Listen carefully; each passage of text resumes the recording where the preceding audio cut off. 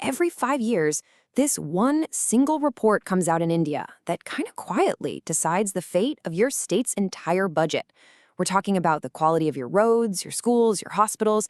It's a massive financial blueprint. And let me tell you, this latest version is causing a huge star. I mean, it all really boils down to this one huge question. When the central government collects all that tax money, how on earth does it decide how much each state gets back? Who gets a bigger slice of the pie, who gets less, and why?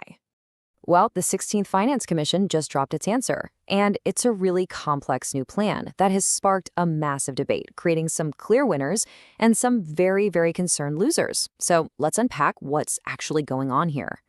Okay, but first things first, who even makes these giant decisions? To really get the controversy, you've got to understand the referee in this high-stakes financial game. So the Finance Commission isn't just some committee. This thing is mandated by India's constitution itself. Think of it like an independent umpire, set up every 5 years. And its main job is to come up with the rules for sharing the nation's tax money between the central government and all the states. The commission basically has two huge jobs on its plate. The first one is called vertical devolution. That's just a fancy way of saying they decide how to split the entire national tax pie between the central government on one side and all the states as a group on the other. But it's the second job, horizontal devolution, where all the drama is. That's figuring out the formula to slice up the state's piece of the pie among 28 different states. And that formula? It just changed. All right, let's start with that first job. Deciding just how big that piece of the pie for the states should be. And here, the Commission's answer was really a story about keeping things steady. The big headline number is 41%. The Commission is recommending that for every 100 rupees in the central tax pool that can be shared, 41 of them should go to the states. But what's really important here isn't just the number, it's why they picked it. Now, what's fascinating is that this number hasn't changed one bit from the last 5-year period. By sticking to 41%, the Commission is sending a really clear message: stability.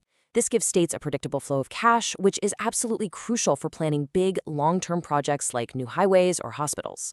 Now, some states were really pushing for a 50% share, but the Commission chose reassurance over a major shakeup. Okay, so if that part was the story of stability, the second part, how to divide that 41% among the states, well, that's where the Commission introduced a pretty controversial twist. So this was the old formula. Take a look at that biggest slice of the pie. Income distance, at a whopping 45%. That's just a technical term for a simple idea. The poorer a state is, the bigger its share of the money should be, to help it catch up with the richer states. This whole formula was really about prioritizing fairness and redistribution.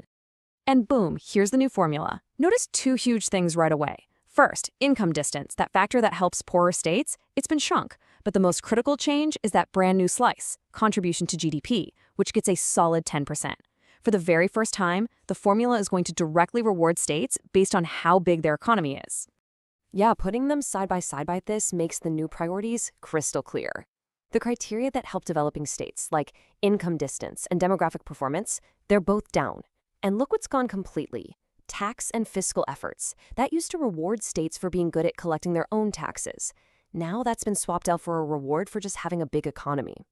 This isn't just tweaking the numbers, folks. This is a completely different philosophy at play.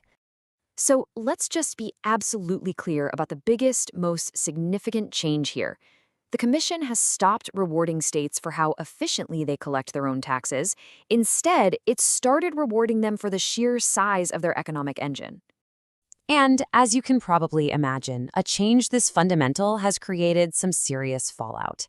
It directly impacts every state's wallet, creating a brand new set of winners and losers. The whole debate really splits the country in two. On one side, you've got the economically larger, industrialized states like Maharashtra and Gujarat. They look at this new GDP rule and think, finally, some recognition for being India's growth engines. But on the other side, you have lower-income states like Bihar and Uttar Pradesh, and they're worried that cutting the income distance factor means they'll get less support to catch up, favoring raw economic power over the principle of fairness. But the controversy doesn't stop with just the formula. Oh no, critics are raising several other red flags. First, that 41% share? Yeah, it's stable, but it ignores the calls from states who say they need 50% just to keep up with their growing needs. Second, the Commission is getting rid of something called revenue deficit grants. This was extra cash for states with unique challenges, like hilly regions that are just more expensive to run. Losing that is a big blow. And on top of all that, there's a strict new cap on how much states can borrow, which could really squeeze their ability to spend on their own citizens. So let's pull back from the specific numbers for a second and just ask, what does this all mean for the bigger picture, for the future of how India is actually governed? This quote really gets to the core idea driving all these changes, a shift towards performance-linked federalism. In simple terms, the idea is to start rewarding states more for their economic output, not just for their need.